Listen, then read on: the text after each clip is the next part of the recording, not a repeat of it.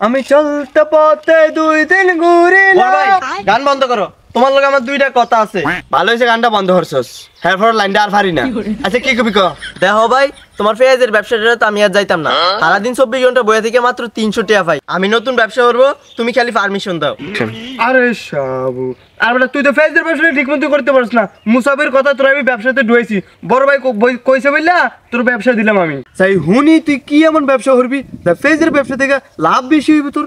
হ এই মুসাবের লগেই তো সব হইতেছে।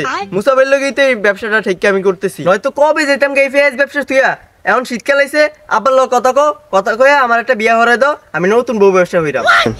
তবা তবা তবা, আমার এই দুর্দিন দেখা লাগলো তুই এই হালাল ব্যবসা তুই এখন নির্লজ্জ ব্যবসা শুরু করবি এখন। তোমার পেঁয়াজের ব্যবসা থেকে আমার বউ ব্যবসা অনেক বালা, তুমি এই বউ ব্যবসা তুচ্ছ মনে করো না। আমি আগে দেখতাম যেই পোলাপানে খাইতে পারতো না, ওই পোলাপানে এখন বড় বড় রেস্টুরেন্টে যায়। যেই পোলাপানে গেঞ্জি ফিরে ভিডিও বানাইতো, ওই পোলাপানে এখন কোটটাই ফিরে ভিডিও বানায়। আমি এখন বউ ব্যবসা কইতাম। আর আগে যেই পোলাপান টিনে করে ঘুমাইতো, ওই পোলাপানে এখন হাত দিলে পানি বাইরে, আর থরে লাইলে পানি বাইরে না। আমি এখন বউ ব্যবসা করুম, আমার এই শীতে বিয়া হরে দাও।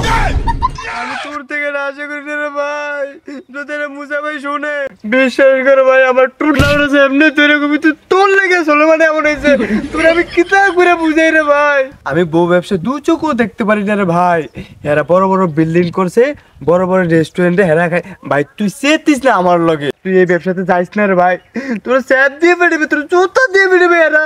মাসে কোটি কোটি টাকা কামাম, তারপর আমি বউ ব্যবসা হইরাম, তুমি আমার পিছিয়ে করবা।